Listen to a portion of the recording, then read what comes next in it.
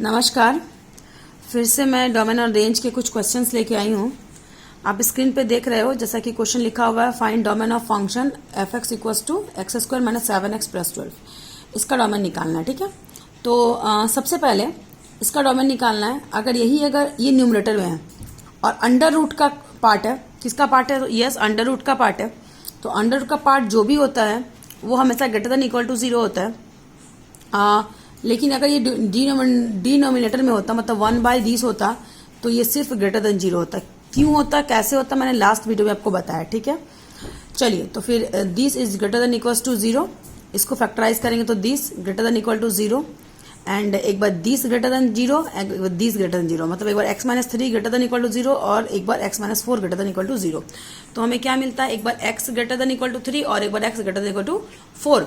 तो दोनों ही greater than है और हम अच्छी तरह जानते हैं ग्रेटर देन का मतलब क्या होता है। तो ग्रेटर देन हम अच्छी तरीके से जानते हैं कि ग्रेटर देन का मतलब क्या होता है। तो ग्रेटर देन का मतलब होता है आउटसाइडर वैल्यू। मैंने आपको पहले ही बताया, ठीक है, कि ग्रेटर देन का मतलब क्या होता है। तो ग्रेटर देन का मतलब होता है आउटसाइडर वैल्यू, ठीक है। अब देख रहे हो, तो आउटसाइडर वैल्यू मतलब ये माइनस इन्फिनिटी, प्लस इन्फिनिटी, 0 1 2 3 4, इधर -1 -2। तो आप देखो 3 से भी बड़ा यानी कि इस साइड जाएगा, 4 से भी बड़ा यानी कि इस साइड जाएगा, लेकिन ऐसा नहीं होगा क्योंकि हम अच्छे से जानते हैं कि ग्रेटर देन का मतलब होता है आउटसाइडर वैल्यू। तो आउटसाइडर वैल्यू का मतलब क्या हो जाएगा? तो आउटसाइडर वैल्यू का मतलब हो जाएगा कि 3 के इधर जाएगा और 4 के इधर जाएगा, ठीक है। तो इसका मतलब हो जाएगा कि एक बार माइनस इन्फिनिटी से 3 और उसके बाद हमें लेना 4 से इन्फिनिटी, यानी कि इस पार्ट को छोड़ना है। तो माइनस इन्फिनिटी से 3 यूनियन 4 टू इन्फिनिटी, इस तरीके से अगर लिख देंगे तो ये सारा वैल्यू हमारा आ जाएगा, ठीक है। या फिर हम ऐसे ही बोल सकते हैं कि हम इस सारे वैल्यू को ले रहे हैं, सिर्फ जो मैंने राउंड कर रखा है 3 से 4 के बीच का वैल्यू, सिर्फ उसे नहीं ले रहे। हम 3 को भी तो ले ही रहे हैं क्योंकि x 3 के इक्वल है, x 4 के इक्वल है। तो आपको 3 को भी लेना है, 4 को भी लेना है, लेकिन इसके बीच के वैल्यू को नहीं लेना है। तो हम दूसरे तरीके से डोमेन ऐसे भी लिख सकते हैं कि domain is equals to whole real number except, सिर्फ आपको छोड़ना किसको है? 3 और 4 के बीच के वैल्यू के लिए। इसलिए मैंने लिखा है ओपन इंटरवल में 3 4। अगर यही अगर 3 4 को भी छोड़ना होता, सपोज आपको 3 4 को भी छोड़ना होता और उसके बीच के वैल्यू को भी छोड़ना होता, तो हम लिखते हैं यहाँ पर r minus close interval of 3 4। Clear? चलिए, एक छोटा सा क्वेश्चन जैसे है F X equals to 1/x minus 11, इसका आपको डोमेन निकालना है। सीधी सी बात है, ये आपका 0 के बराबर नहीं होगा। इसका मतलब अगर ये आपका 0 के बराबर नहीं होगा तो x minus 11 not equal to 0, मतलब x is not equal to 11। इसका मतलब डोमेन इक्वल्स टू क्या हो जाएगा? सारा रियल नंबर छोड़कर 11 को छोड़ करके, ठीक है। चलिए, एक अगला क्वेश्चन हम लोग देखते हैं इनवर्स ट्रिग्नोमेट्रिक फंक्शन का। चलिए, find domain and range of this. इस फंक्शन का हमें क्या निकालना है? डोमेन एंड रेंज निकालना है, ठीक है। तो सबसे पहले साइन इनवर्स दिस है, इसका आपको निकालना है डोमेन एंड रेंज, ठीक है। तो आप क्या करोगे? ज्यादा दिमाग नहीं लगाना है। साइन इनवर्स एक्स का डोमेन क्या होता है? ये पूरा इसका डोमेन है, ठीक है। यानी कि साइन इनवर्स एक्स का ओरिजिनल डोमेन क्या होता है? तो ये -1 से +1 के बीच में हमारा एक्स रहता है और एक्स की जगह पे क्या है? 2x माइनस 1, ठीक है। अब इस -1 को हमें हटाना है। इस -1 को हटाने का मतलब है कि हम पूरे में +1 जोड़ेंगे, यानी कि -1 प्लस इस -1 को आपको हटाना, ठीक है। तो आप क्या करोगे? -1, जी हाँ, +1 less than equals to 2x minus 1 plus 1 less than equals to 1 plus 1। So this implies that -1 plus 1 क्या हो जाएगा आपका? हाँ जी, 0 हो जाएगा, 0 हो जाएगा। और ये हमारा -1 प्लस 1 खत्म, तो ये आपका 2x हो जाएगा और ये आपका 2 हो जाएगा, ठीक है। अब हमें इस जगह पे x चाहिए है, ठीक है, इसीलिए हम इतना काम कर रहे हैं। अब हम लोग क्या करेंगे? इस पूरे को 2 से डिवाइड करेंगे, तो 0/2 मतलब 0, ये आपका x और ये आपका 1, यानी कि x कहाँ से कहाँ तक के बीच में है? 0 से 1, यानी कि डोमेन इक्वल्स टू क्या हो जाएगा? 0 to 1। क्लियर? तो ये आपका जो इक्वल टू साइन होल्ड कर रहा है, इसीलिए क्लोज्ड इंटरवल, ठीक है। रेंज क्या हो जाएगा? तो रेंज का मतलब इसका हो जाएगा साइन इनवर्स एक्स का रेंज क्या होता है? तो -π/2 से +π/2, तो रेंज आपका वही रहेगा, ठीक है।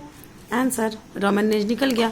आपको एक मैं होमवर्क देती हूँ, आप साइन इनवर्स 2x + 1 का डोमेन और रेंज निकालना, ठीक है। चलिए, ये आपका होमवर्क है। एक और क्वेश्चन हम लोग देखते हैं। फाइंड, हमें निकालना है domain and range, D&R, domain and range किसका? तो F X is equals to F X is equal to आपका फंक्शन है x माइनस 3 का मॉड बाय x माइनस 3।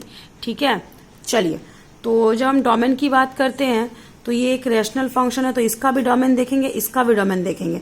और जैसा कि हम ऊपर में देख रहे हैं कि ये हमारा मॉडुलस फंक्शन है, और हम पढ़ चुके हैं कि मॉडुलस फंक्शन का जो डोमेन होता है वो होल रियल नंबर होता है। तो इसके लिए तो डोमेन होल रियल नंबर, लेकिन इसका क्या, ठीक है, domain of this whole real number, but what about this. तो जो हमारा x माइनस 3 है वो डिनोमिनेटर में है, तो डिनोमिनेटर कभी भी 0 नहीं हो सकता है, इसका मतलब x कभी भी 3 नहीं हो सकता है। ठीक है, according to this domain whole real number and according to this domain whole real number except 3।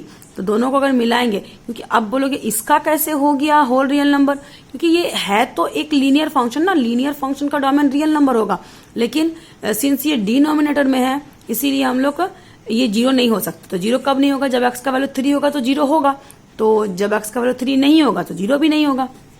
इसका मतलब इसका डोमेन इज इक्वल टू हो जाएगा होल रियल नंबर 3 को छोड़ करके। तो आपने एक चीज देखा, हम लोग दोनों को कंडीशन को लेके चलते हैं। ठीक है, चलिए अब इसके अगर हम रेंज की बात करते हैं, आपको याद होगा मॉडुलस फंक्शन में क्या होता था, जो हमारा x माइनस 3 है उसका 2 वैल्यू होगा ना, एक प्लस x माइनस 3 और एक x माइनस 3 था, सॉरी x प्लस 3 नहीं था, x माइनस 3। एक बार हो जाएगा x माइनस 3 प्लस में और एक बार आपका x माइनस 3 हो जाएगा माइनस में। ठीक है, और ये कब होता है, जब ये आपका ये कंडीशन तब होता है मॉड x का 2 वैल्यू होता है, एक बार प्लस x एक माइनस x। प्लस x कब होता है, जब ये x हमारा यानी कि x माइनस 3, यहाँ पर x के प्लेस पे x माइनस 3 है, जब ये x हमारा 0 से बड़ा या इक्वल हो। ये कब होता है, जब ये x हमारा 0 से छोटा हो। ठीक है, तो यहाँ पे हम 2 केस लेंगे, तो आप खुद सोचो कि अगर हमारा ये प्लस वाला केस होगा, ठीक है, तो ये क्या हो जाएगा, जब हम प्लस वाला केस लेते हैं तो ये आपका F X is equal to आपका हो जाएगा, जब ये प्लस लेंगे तो ये हमारा x minus 3 by x minus 3, ये कट के कितना आ जाएगा आपका 1 आ जाएगा। क्लियर।